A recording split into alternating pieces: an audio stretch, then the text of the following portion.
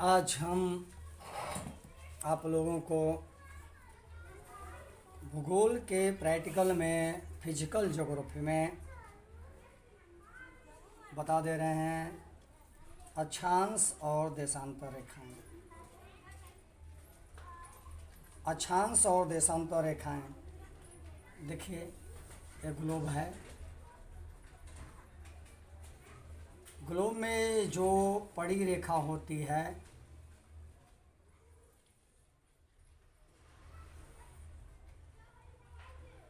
और इसको हम बोलते हैं इसको अक्षांश रेखा। ये 0 डिग्री अक्षांश रेखा है। ये 0 डिग्री अक्षांश रेखा। उसके बाद ये 23.5 डिग्री अक्षांश रेखा। ये 23.5 डिग्री अक्षांश रेखा ये उत्तरी है और ये दक्षिणी है, दक्षिणी। इसके बाद ये 66.5 ये उत्तरी और ये 66.5 दक्षिणी, दक्षिणी। इसको बोलते हैं विषुवत रेखा, विषुवत रेखा या फिर भूमध्य रेखा भी कहते हैं, भूमध्य रेखा। इसको बोलते हैं मकर रेखा, 23.5 डिग्री दक्षिण। ये हो गया कर्क रेखा। ध्यान देने की बात है कि यहाँ से यहाँ तक की जो होता है, अगर इसको कटिबंध में बांटा जाए तो इसको बोलते हैं उष्ण कटिबंध। यहाँ से यहाँ तक, कर्क रेखा से मकर रेखा तक उष्ण कटिबंध, उष्ण कटिबंध, कटिबंध, कटिबंध। और ये है शीतोष्ण कटिबंध, शीतोष्ण कटिबंध। और यहाँ भी एक शीतोष्ण कटिबंध है, शीतोष्ण कटिबंध, कटिबंध। और ये है शीत कटिबंध, शीत कटिबंध। ये भी है शीत कटिबंध। ये उत्तरी ध्रुव है, उत्तरी ध्रुव, उत्तरी ध्रुव।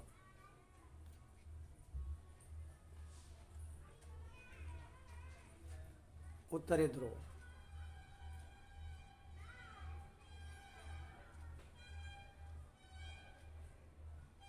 ये नीचे ये पोल जो है इसको बोलते हैं दक्षिणी ध्रुव, दक्षिणी ध्रुव, ध्रुव। दोनों गोलार्ध में एक ही तरह होता है।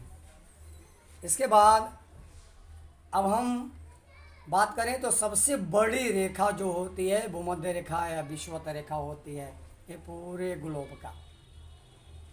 इसके हिसाब से उत्तरी गोलार्ध, दक्षिणी गोलार्ध में सूर्य का आवागमन होता रहता है।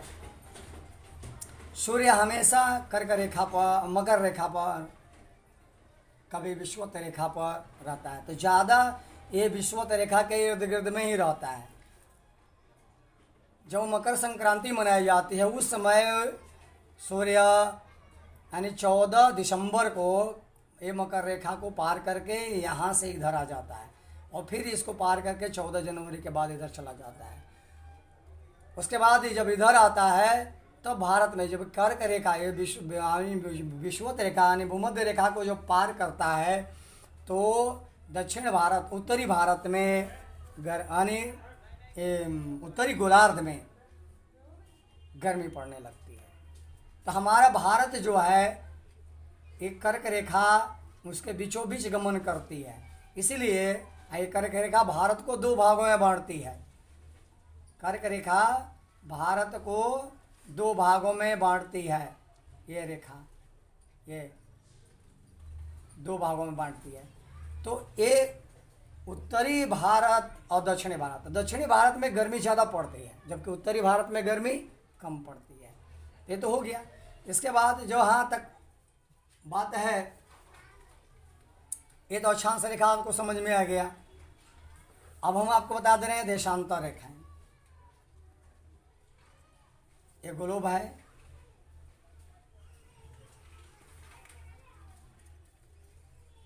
ये भूमध्य रेखा है। देखिए यहाँ से ऐसे जो रेखा खींची जाती है, ऐसे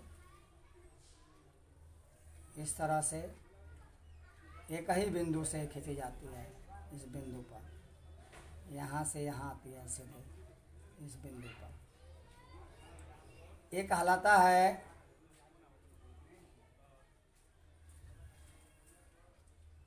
ये देशांतर रेखाएं होती हैं। देशांतर रेखाएं जो होती हैं, शांतर, देशांतर रेखाओं से हम क्या करते हैं, समय का ज्ञान करते हैं। समय का ज्ञान देशांतर रेखाओं से होता है। आप किसी भी देश में जाते हैं तो अपनी घड़ी को आगे पीछे करना देशांतर रेखाओं का काम होता है। देशांतर रेखाएं के हिसाब से हम हर चीज को करते हैं। जैसे ग्रीनविच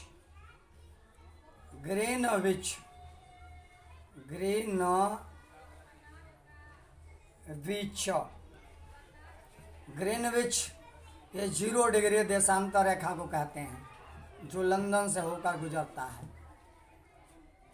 भारत का, इसको मानक मध्याह्न भी कहते हैं, पूरे वर्ल्ड का है। भारत का मानक मध्याह्न रेखा का मतलब होता है जहाँ से समय की गणना की जाती है। मध्याह्न रेखा हर जगह का, हर देशों का अपना अपना होता है। भारत का होता है 82.5 डिग्री। उत्तरी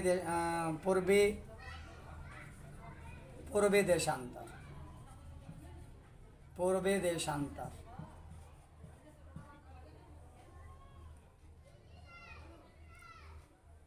अब ध्यान दीजिएगा,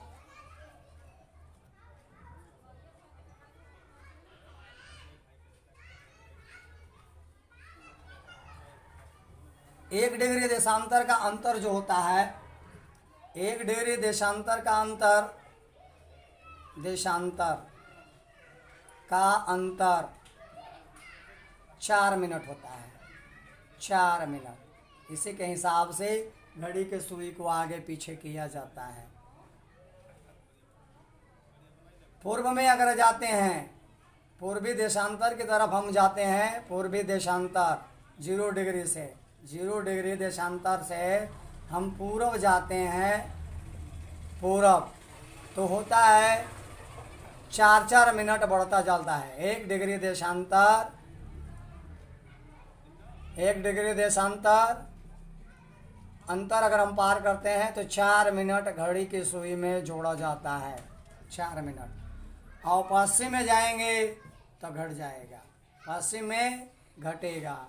4 मिनट, 1 डिग्री देशांतर का 4 मिनट हम घटाते जाएंगे अपने घड़ी की सुई को। इसी तरह आप यात्रा करते हैं किसी भी देश का, तो वहाँ का मानक मध्याह्न रेखा वहाँ टंगा गया होता है। वहाँ उतरने के बाद अपनी घड़ी को उतना मिनट आगे पीछे कर सकते हैं। अब अक्षांश रेखा की जहाँ तक बात, 1 डिग्री देशांतर रेखा का दूरी विषुवत है। देखिए 1 डिग्री देशांतर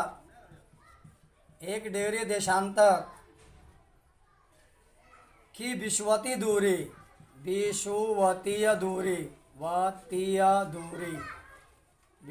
दूरी होता है 111.32 किलोमीटर।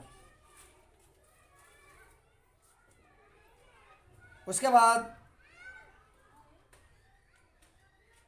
देशांतर रेखाएं जो होती हैं 180 डिग्री, 180 पश्चिमी में, 180 पश्चिम गोलार्ध में,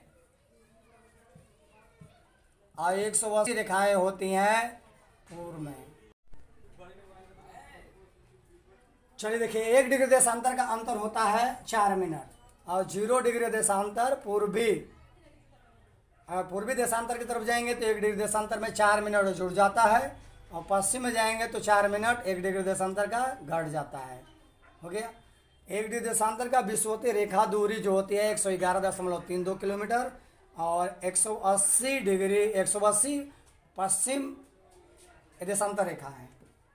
देशांतर रेखा, कुल देशांतर रेखा एक पश्चिम में 180 गो, और पूर्व में 180 देशांतर रेखा, यानी देशांतर रेखाओं की संख्या, देशांतर रेखाओं की संख्या, देशांतर रेखाओं की संख्या कुल 360 होती है। देशांतर रेखाओं की कुल संख्या 360 होती है। हो गया।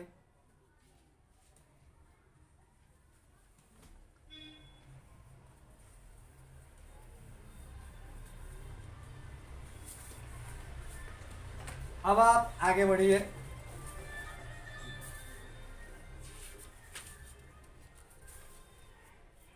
देशांतर रेखाएं जो होती हैं उत्तर दक्षिण खींच जाती हैं। देशांतर रेखाएं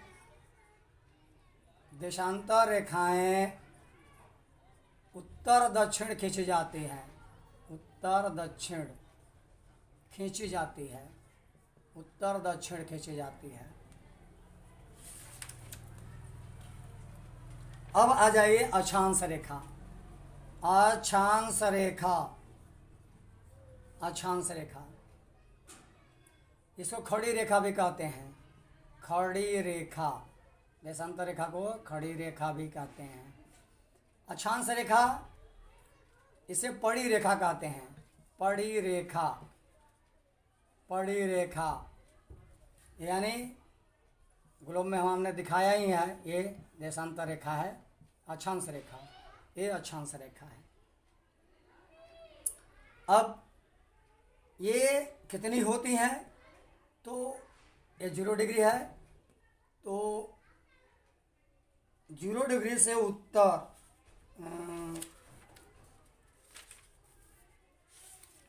अक्षांश रेखाओं की संख्या देख लीजिए।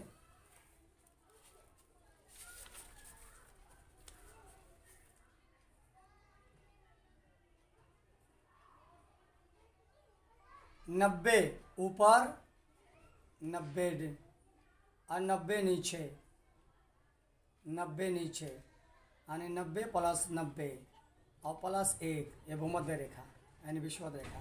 कुल 181 होता है। 181, 90 उत्तर और 90 दक्षिण, एक जो होता है ये कुल 181 गो रेखाएं होती हैं। अक्षांश रेखा, अक्षांश रेखा, 1 डिग्री अक्षांश रेखा, 1 डिग्री अक्षांश रेखा की दूरी 111 किलोमीटर होती है। ये रेखा पूरब से पश्चिम खींची जाती है। अक्षांश रेखा पूरब से पश्चिम खींची जाती है। पूरब से पश्चिम खींची जाती है। खींची जाती है, पूरब से पश्चिम खींची जाती है।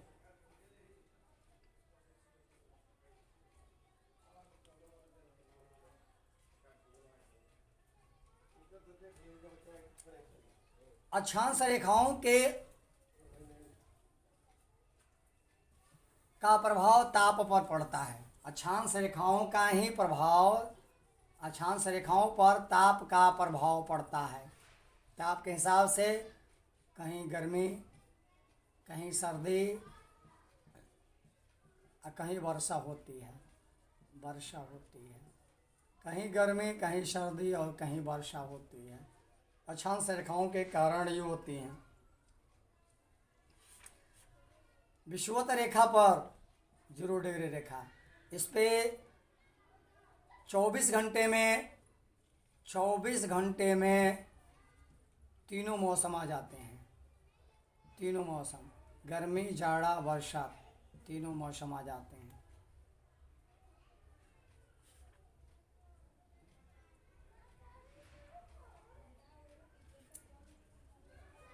दिन की अवधि और रात की अवधि अक्षांश रेखाओं के हिसाब से घटता बढ़ता है। ध्रुवों पर, दोनों ध्रुवों पर, उत्तरी ध्रुव, दक्षिणी ध्रुव, ये दक्षिणी ध्रुव हो गया। 6 महीने के दिन और 6 महीने की रात होती है।